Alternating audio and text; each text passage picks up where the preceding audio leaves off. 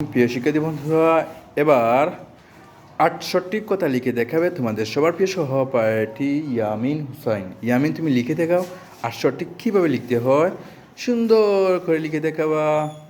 হ্যাঁ, হ্যাঁ, বাহ, হ্যাঁ,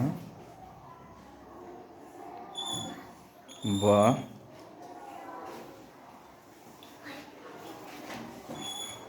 হুম,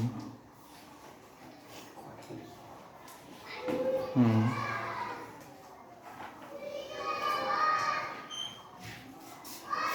হ্যাঁ, সুন্দর হয়েছে।